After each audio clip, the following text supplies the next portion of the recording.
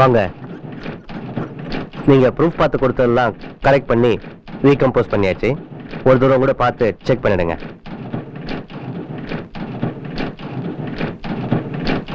ஏ ராமா, இங்க வா.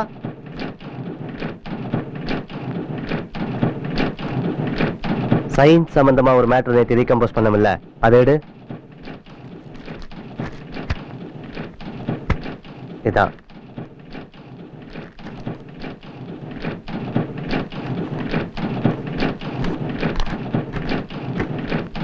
பாருங்க. Thank you sir. இந்த புஸ்தகத்தை பொறுத்த வரைக்கும் எல்லா வேலையும் முடிஞ்சிருச்சு. நீங்க ஒரு 300 எழுதி கொடுத்தீங்கன்னா அதையும் சேர்த்து கம்போஸ் பண்ணிடலாம். ரிலீஸ் டேட் நெருங்கிட்டு பாருங்க. முன்னுரைய நாளைக்கு எழுதி கொடுத்துறேன் சார். சரிங்க. தேங்க்யூ.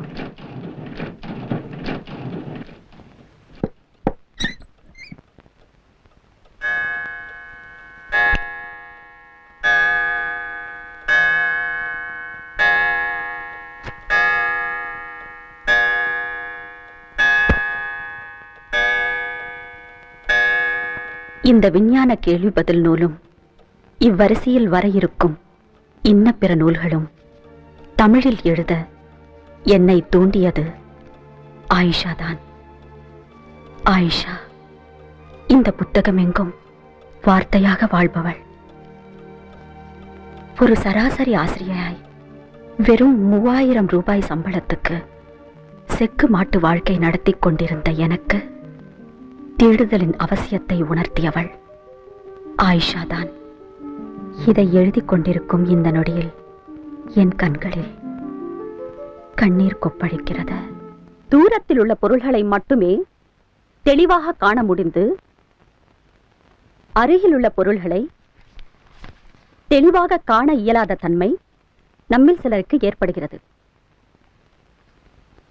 இக்குறைபாடு தூரப்பார்வை எனப்படும்.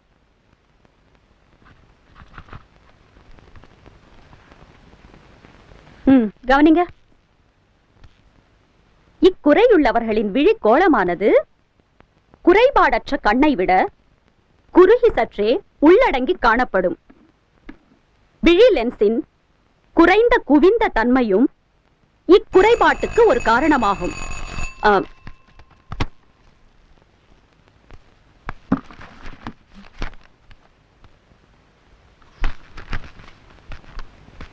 அன்னைக்கு முறுக்கு எடுத்துட்டு வந்தல, ரொம்ப சாஃப்டா இருந்தது. அன்னைக்கே கேட்கணும்னு நினைச்சேன். அது எப்படி? அது எங்க மாமியார் செஞ்சது. வழக்கமா செய்யற முறையோட கொஞ்சம் வெண்ணெய் அதிகமா சேர்த்துக்கிட்டாங்க. அதனால சாஃப்டா இருந்தது. அப்படியா?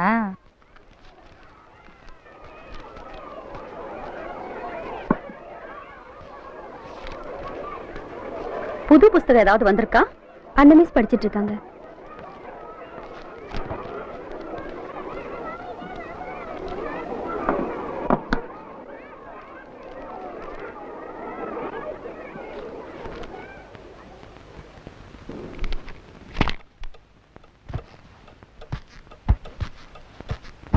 மிஸ், உங்களுக்காக தான் காத்துட்டு இருக்கேன். ஊர்ல இருந்து என்ன பாக்கிறதுக்கு அப்பா அம்மா வந்திருக்காங்க. அடுத்த வாரம் எனக்கு கல்யாணமா. என்னடி இது திடீர்னு? அட, இப்பதானே உனக்கு படிப்பு முடிஞ்சு 4 மாசம் ஆகுது. அது மட்டும் இல்ல, இப்ப உனக்கு என்ன வயசாகுது? அதுக்குள்ள என்ன அவசரம்? அவசரம் எனக்கு இல்ல. பையனோட அம்மா சாக கிடக்குறாங்களா, அதுக்குள்ள பையனுக்கு கல்யாணம் பண்ணி பாத்துணுமா. அது மட்டும் இல்ல, எங்க அப்பா ரிட்டையர் ஆகிறதுக்கு இன்னும் 6 மாசம் தான் இருக்கு. அதுக்குள்ள எனக்கு கல்யாணம் பண்ணி பாத்துணுமா. அதனால இப்போதைய பலியாடு நான் தான். என்ன பண்றது, பொண்ணா பிறந்துட்டோமே, மத்தவங்களுக்காக தான் வாழ்ந்தாகணும். நீங்க காலகாலத்துல கல்யாணம் பண்ணிக்கோங்க. ஏன்னா இந்த உலகம் முன்ன போனாலும் கடிக்கும், பின்ன வந்தாலும் உதைக்கும். சரி மிஸ், ஊருக்கு போனது பத்திரிக்கை அனுப்புறேன். கண்டிப்பா கல்யாணத்துக்கு வந்துருங்க. நான் கிளம்புறேன்.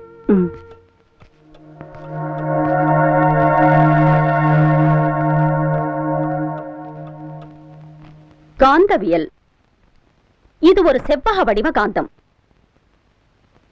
ஒவ்வொரு காந்தத்தின் வடதுருவமும் தென்துருவத்தோடு ஈர்ப்பு ஏற்படுத்தும்.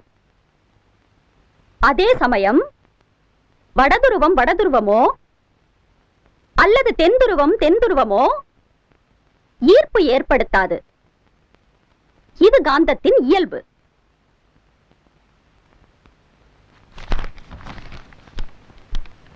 மிஸ். என்ன பாத்ரூமா? இல்ல மிஸ், சந்தேகம். என்ன? அந்த காந்தத்தை ரெண்டா வெட்டினா என்ன ஆகும் மிஸ்? 2 காந்தம் கிடைக்கும். இதுதான் சந்தேகமா? அந்த காந்தத்தை வெட்டிக்கிட்டே போனா நிறைய காந்தம் கிடைக்கும்ல. அந்த காந்தங்களின் எண்ணிக்கைய ஒரு முடிவுறா எண்ணல் வச்சுட்டா என்ன மிஸ் கிடைக்கும்? ரொம்ப சிம்பிள்மா. அதுவும் காந்தம் தான். சரி சரி உட்கார். உட்காரு. எல்லாரும் எழுதுங்க.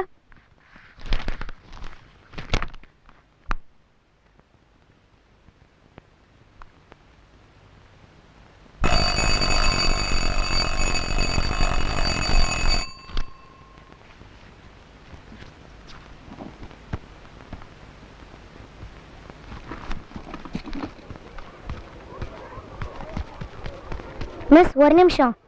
என்ன சொல்லு? காந்தத்தை பத்தி தான் மிஸ்.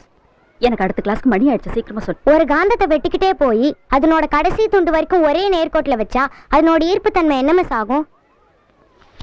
வடதுருவம் தென்துருவத்தை இழுத்திருக்கோம். அதே சமயம் இந்த காந்தம் ஏற்கனவே இந்த காந்தத்தால் இழுத்திருக்கோம் இல்லையா மிஸ்? ஆமா, இப்ப அதுக்கு என்னங்கிற? என் சந்தேகமே அங்கதான் மிஸ். எல்லா காந்தத்தோட ஈர்ப்பு தன்மையும் ஒண்ணுன்னு வச்சுக்கிட்டா அப்போ ஒன்னொன்னு ஒட்டிக்கொள்ள வாய்ப்பே இல்லையே. அதாவது அப்படியே தானே இருக்கும். நம்ம எல்லா கோள்களையும் ஒரே நேர்கோட்டுல காந்தம் மாதிரி வச்சுக்கிட்டா அப்ப பூமியும் அந்தரத்துல சுத்துதுன்னு வச்சுக்கலாம்ல. அப்படியே வச்சுக்கலாமே. இந்த புக்ல அப்படிதாம செய்திருக்கு. தி ட்ரூத் ஆஃப் மேக்னெட் படிச்சிருக்கீங்களா மிஸ்? இதெல்லாம் நீ படிக்கிறியா? சரி, நான் இதை படிச்சுட்டு சொல்றேன். நீ கிளாஸுக்கு போ.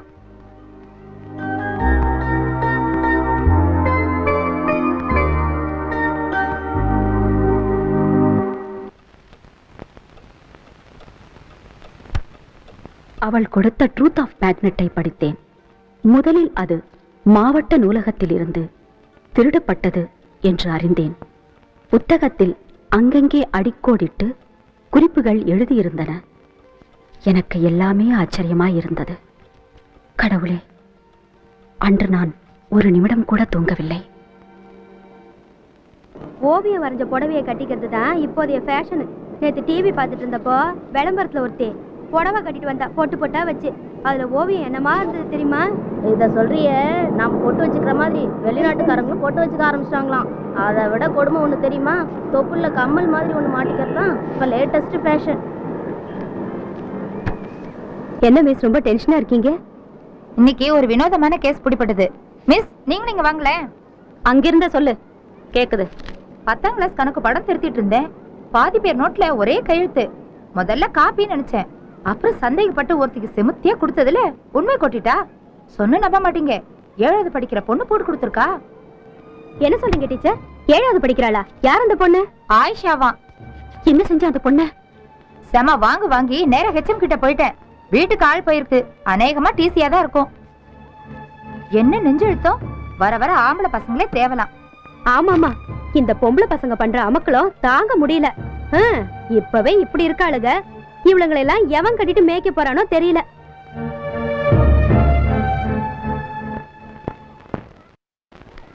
தோன்றின் புகழோடு தோன்றுக, அடுத்தில்லா தோன்றலின் தோன்றாமை நன்று.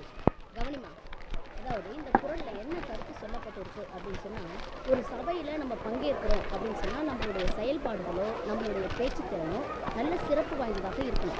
ஆயிஷா எங்க? மிஸ் நல்லா அடிச்சு ஹெச்எம் கிட்ட கூட்டிட்டு போயிட்டாங்க. அங்க மாதிரி போகவே வேண்டாம். நம்மளுடைய படிங்க. கவனி, நான் சொல்லிட்டே இருக்கேன், என்ன பண்ணிட்டு இருக்காங்க? பேசாத. இந்த மாதிரி சபையில பங்கேற்கும் போது நம்மளுடைய பேச்சு திறன், செயல்பாடுகள் இவையெல்லாம் நல்ல சிறப்பு வாய்ந்ததாக புகழ்மிக்கதாக இருக்கணும். அப்படி இல்லைன்னா நான் ஆயிஷாவோட சித்தி. இவன் அக்கா பொண்ணு. பிறந்த உடனே எங்க அக்கா உயிரை வாங்கிட்டா. இப்ப ஏன் உயிரை வாங்குறா? இவங்க அப்பா துபாயில வேலை பார்த்துட்டு இருக்காரு. நான் இங்க தனியா இருந்து கஷ்டப்பட்டுட்டு இருக்கேன். இவன் என்ன படுத்தி வைக்கிறாங்க. இவ 10ஆம் கிளாஸ் படிச்சு முடிச்சுட்டானா எங்க சொந்தக்கார பையனுக்கு கல்யாணம் பண்ணி வச்சிடலான்னு இருக்கேங்க. இவ என்ன பாடா படுத்துறாங்க. ஏங்க, நீங்க தாங்க இவளுக்கு புத்திமதி சொல்லி நல்லா படிக்க வைக்கணும். நீங்க தான் பாத்துக்கணுங்க. நான் பாத்துக்கிறேன். இப்போ உட்கார். நீங்க போயிட்டு வாங்க. அப்போ நான் போயிட்டு வரேங்க.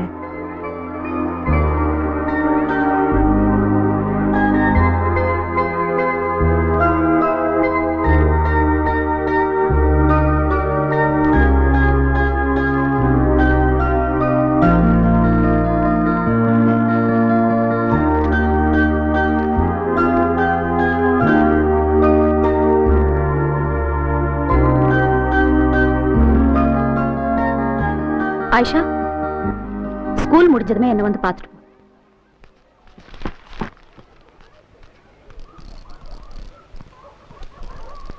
மிஸ்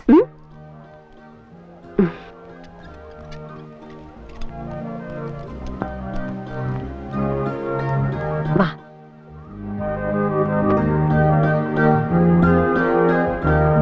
ஆமா, இந்த புக்ஸ் எல்லாம் உன்னை யார் படிக்க சொன்னது? நானே போய் தேடி யாருக்கும் தெரியாம எடுத்து படிப்பேன் மிஸ். இப்படி தெரியாம எடுக்கிறியே, மாட்டிக்கிட்டா?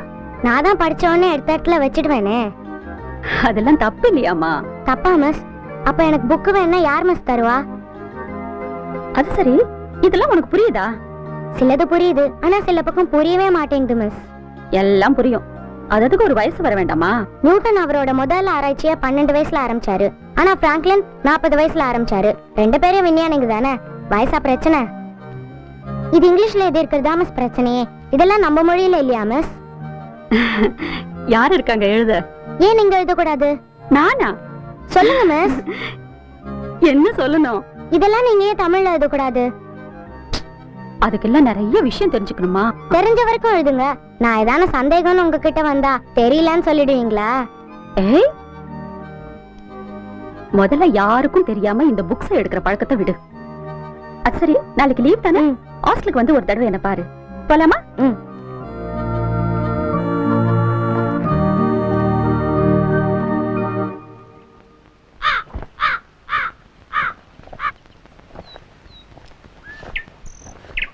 சயின்ஸ் மிஸ் ரூம் எங்க இருக்கு? சயின்ஸ் மிஸ் பார்க்க வந்தியா? ஆமா, உன் பேர் என்ன? ஆயிஷா, மேல வா.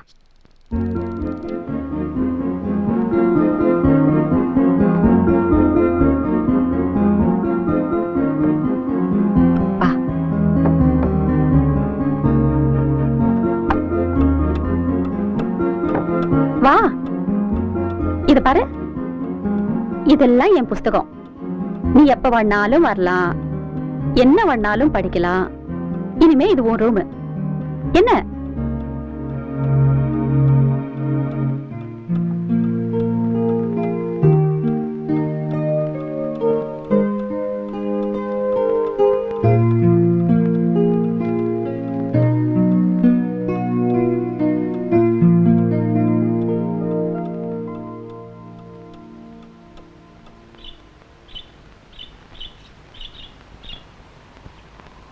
எம்எஸ், நியூட்டனோட விதிப்படி எந்த பொருளை மேல போட்டாலும் மறுபடியும் கீழதான் வரும்னு இருக்கு. ஆனா புகை மட்டும் எம்எஸ் மேல் நோக்கியே போகுது. சூரியன் நெருப்பா எரியுதுன்னு சொல்றாங்க, அப்புறம் ஏஎம்எஸ் புகை வரல. இதுக்கு பால் பாயிண்ட் பேனான்னு எப்படி பேர் வந்தது?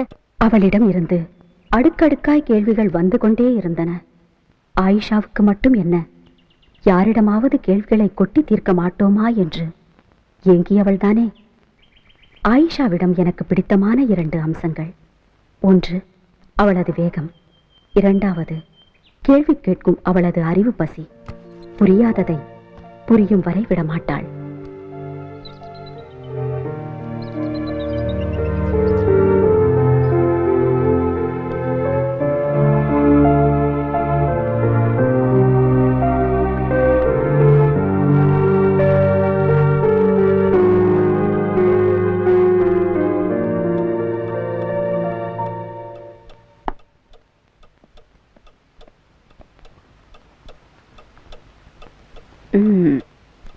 என்ன எழுதுற? ஏய் ஏய் ஆயிஷா. மிஸ், மருந்தே இல்லாத அந்த காலத்துக்கும் விஞ்ஞானம் வளர்ந்த இந்த காலத்துக்கும் ஆபரேஷன் பண்றது எவ்வளவு தூரம் மிஸ் வளர்ந்துருக்கு? ஆதி காலத்துல ஒருத்தருக்கு உடம்ப அறுத்து ஆபரேஷன் பண்ணோம்னா அவர் முகத்தை திருப்பி 3-4 பேர் அழுத்தி பிடிச்சு பண்ணுவாங்க. வலிய பொறுத்துக்கு தான் செய்யணும். அதுக்கப்புறம் பின்னந்தலையில அடிச்சு மயக்கம் அடைய வச்சு ஆபரேஷன் பண்ணாங்க. அப்பதான் ஹென்ரி டேவிங்கிறவரு வலி மரத்து போறதுக்காக நைட்ரிக் ஆசிட்னு ஒண்ணு கண்டுபிடிச்சாரு. அந்த ஆசிட சுவாசிச்சாலே சிரிக்கணும்ங்கிற உணர்வு வருமா. அதனாலதான் அதுக்கு இங்கிலீஷ்ல லாஃபிங் கேஸ்னு பேரு. கொஞ்ச காலத்துக்கு போதை மருந்து கொடுத்து ஆபரேஷன் பண்ணிட்டு இருந்தாங்க. இப்ப அனஸ்தெட்டிக் மூலமா பேஷண்ட்டை எவ்வளவு நேரம் வேணும்னாலும் மயக்கம் அடைய வச்சு ஆபரேஷன் பண்ணலாம். போதுமா?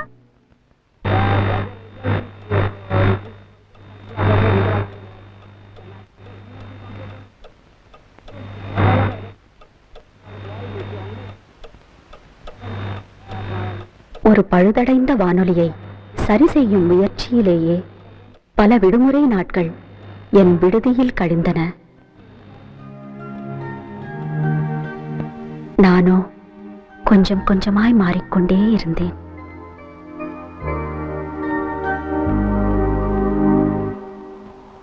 ஐஷா, மேகம் என்கிறது ஒரு படிந்த நீர்த்துளி. காத்துல இருக்கிற உஷ்ண வித்தியாசத்துல, உஷ்ணம்னா என்னன்னு தெரியுமா? வெப்பம். அது வெப்பமா மாறி அது மேகமா உருவாகுது.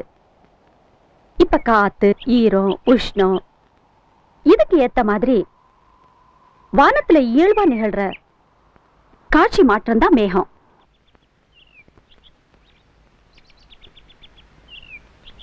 ஆயிஷா, இதான் கடைசி ஆட்டம், விளையாட போலாம். டைம் ஆயிடுச்சுல. ஐயோ, மிஸ் அண்ணாக்கா காத்துட்டு இருப்பாங்க, நான் போறேன்.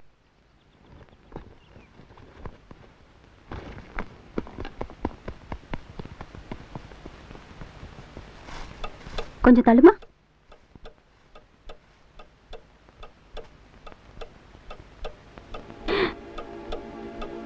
ஆயிஷா, கால்ல என்ன? அதா கெமிஸ்ட்ரி மிஸ் அடிச்சாங்க. ஏன் அடிச்சாங்க? பேப்பர் வந்தது, மார்க் சரியா போடலன்னு கேட்டேன். சொந்தமா எழுதினதுக்கெல்லாம் மார்க் போட மாட்டாங்களாம். நோட்ஸ்ல இருக்கிறத அப்படியே எழுதணுமா, இல்லைன்னா ஃபெயில் ஆக்கிடுவேன்னு மிரட்டினாங்க. நோட்ஸ்லேயே தப்பா இருந்தா என்ன மிஸ் பண்றதுன்னு கேட்டேன். அதான் எம்எஸ், அடிச்சா வலிக்காம இருக்கிறதுக்கு ஏதாவது மருந்து கண்டுபிடிச்சிருக்காங்களா?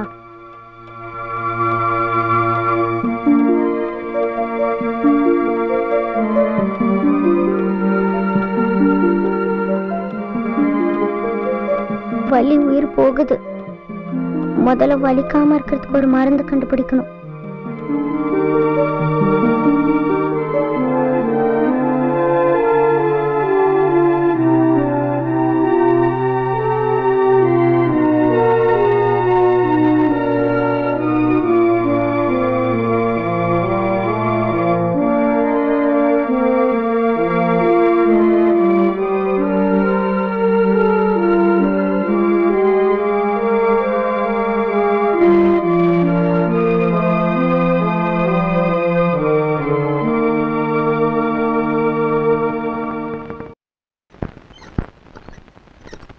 ஆயிஷா வீடுங்க? மாடியில இருக்குமா?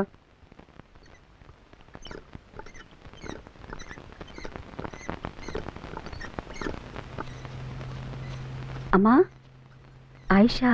யாரு? நான் ஆயிஷாவோட டீச்சர். அதானே எங்கேயோ பார்த்ததா இருந்ததேன்னு யோசிச்சேன். வாங்குங்க உள்ள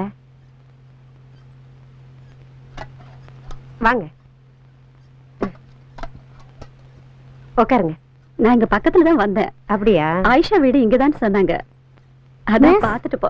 ஏய், நல்லா இருக்கியா? என்ன பண்ணிட்டு இருக்க? ஆயிஷா அக்காவை அம்மா கடைக்கு போயிட்டு வர சொன்னாங்க. அவங்க டீச்சர் வந்திருக்காங்கல்ல, எப்படி வச்சுட்டு போ. மிஸ், டீ குடிக்கிறீங்களா? நான் நல்லா டீ கலப்பேன். ஒரு இல்ல, நிமிஷம். அதெல்லாம் வேண்டாம். ஆயிஷா ரொம்ப நல்லா படிக்கிறா. எக்காரணத்து கொண்டும் அவ படிப்பு மட்டும் நிறுத்திடாதுங்கம்மா. எனக்கு ரொம்ப நம்பிக்கை இருக்கு, அவ ரொம்ப நல்லா வருவா. அவளை படிக்க வச்சு எனக்கு என்னங்க ஆக போகுது? நாளைக்கு எவனோ கட்டிக்க போறான். அவர் அனுப்புற பணம் வீட்டு செலவுக்கே பத்த மாட்டேங்குது. அப்புறம் எங்கங்க நான் அவளை படிக்க வைக்கிறது? அவ வயசுக்கு வந்துட்டானா எவனையாவது கட்டி வச்சுட்டா அப்புறம் நாளைக்கு அவன் பாடாச்சு அவ பாடாச்சு. வயசு பொண்ணுங்களை வீட்டுல வச்சிட்டு இருக்கிறது வயிற்றுல நெருப்ப கட்டிட்டு இருக்க மாதிரி இருக்குங்க. பொம்பளை பசங்களுக்கு படிப்பு சொல்லிக் கொடுக்கறத விட அடுப்படி வேலையை கத்து கொடுத்தோம்னா நாளைக்கு போற இடத்துல அதுக்கு நல்லா இருக்க முடியும். அப்பப்ப வீட்டு வேலையெல்லாம் கொஞ்சம் கொஞ்சமா செய்யறா. சமைக்கிறது, துணி துவைக்கிறது எல்லாம் நல்லாவே செய்யறா. பக்கத்து வீட்டுல இருக்கவங்க அப்பப்ப காசு கொடுப்பாங்க, ஏதாவது வாங்கிட்டு சொல்லி. மிச்ச காசு கூட அவங்களே வச்சுக்க சொல்லுவாங்க. அதை கூட என்கிட்ட கொடுத்துருவா.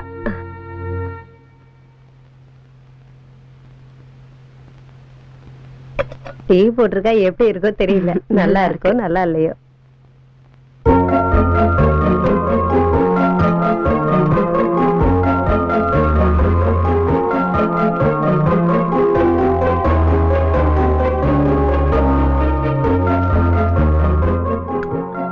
இது எங்க அம்மா ஞாபகார்த்தமா வச்சிருந்தேன். இனிமே இது உங்களுக்கு இருக்கட்டும்.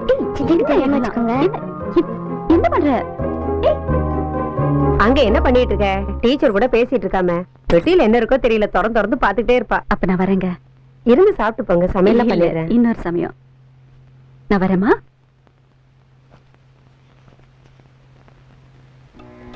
அன்றைக்குதான் என் ஆயிஷாவின் இன்னொரு பக்கம் தெரிய வந்தது.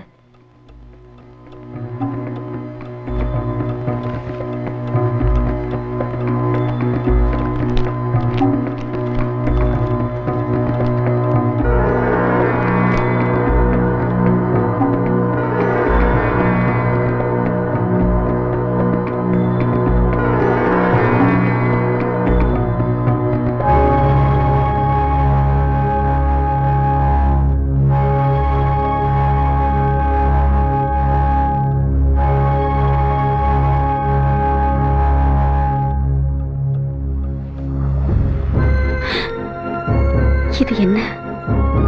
உனக்கு நான் என்ன செய்து விட்டேன்? என்னில் நீ யாரை தேடுகிறாய்? நீ பார்க்காமல் போன அப்பா அம்மாவையா? என் உயிரான ஆயிஷாவுக்கு எப்படியாவது நன்றியாக எதையாவது செய்ய வேண்டும் என்று முடிவு செய்தேன்.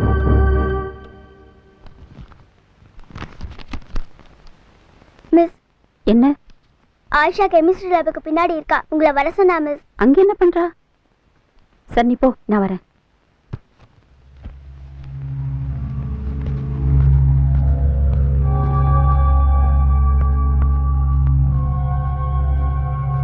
ஆயிஷா, என்ன பண்றீங்க? என்னோட முதல் எக்ஸ்பெரிமெண்ட் சக்சஸ் மிஸ். இந்தாங்க மிஸ் ஸ்கேல், என்னை அடிங்க மிஸ். இனிமே யார் என்னை எவ்வளோ அடிச்சாலும் எனக்கு வலிக்காது மிஸ். மருந்து கண்டுபிடிச்சிட்டேன் மிஸ். அடிச்சா வலிக்காம இருக்க மருந்து கண்டுபிடிச்சிட்டேன் மிஸ். என்ன ஆயிஷா, என்ன சொல்ற? ஆமா மிஸ், நிஜமா. என்னோட ஆராய்ச்சி கிடைச்ச வெற்றி இந்த தவளை மிஸ். நான் அந்த மருந்தை முதல்ல ஊசி மூலமா இந்த தவளைக்கு போட்டேன். 2 மணி நேரமா என்ன செஞ்சாலும் உணர்ச்சியே இல்லாம கிடக்கு. அப்புறம் அந்த மருந்து ஊசி மூலமா நானே குத்திக்கிட்டேன். எனக்கு எல்லாமே மறுத்து போச்சு. எப்படி மிஸ் ஐடியா?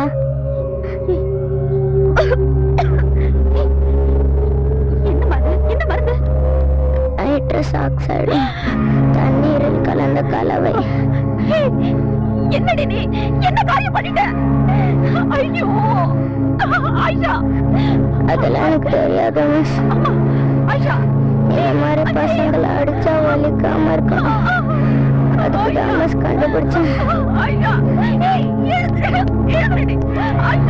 இப்ப எனக்கு தூக்கம் வருது மிஸ்.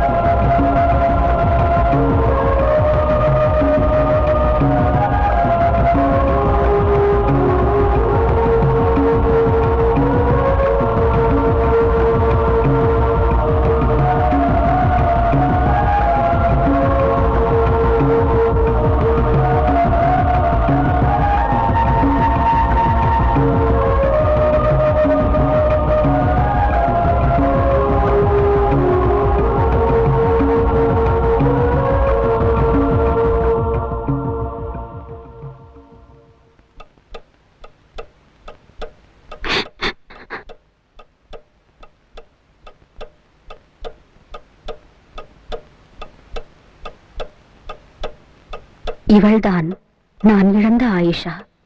என் ஆயிஷாவின் கனவை நிறைவேற்றத் தொடங்கியுள்ளேன்.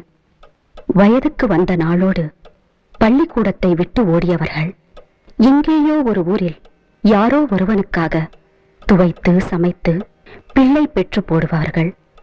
ஆணின் பாலியல் பசிக்காக தன்னை விற்பவர்கள், வயல் கூலிகள், கல் சுமக்கும் பெண்கள், தன் அறிவியல் கனவுகளை நாள்தோறும் அடுப்பு நெருப்பில் போட்டுவிடும் அந்த நூற்றுக்கணக்கான ஆயிஷாக்களுக்கு இந்த புத்தகத்தை கண்ணீரோடு சமர்ப்பிக்கிறேன்.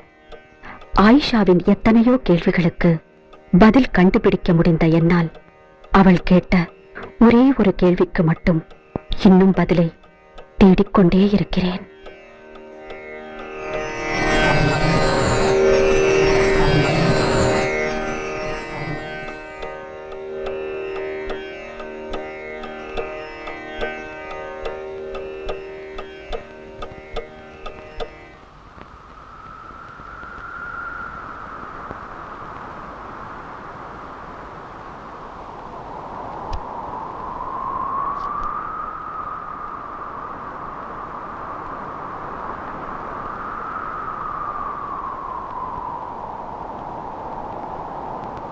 மிஸ், கரோலின் மார்ஷல் மாதிரியோ மேரி கியூரி மாதிரியோ நம்ம நாட்டுல பேர் சொல்ற மாதிரி ஒரு பெண் கூட விஞ்ஞானியா வர முடியலையே, அது ஏன்?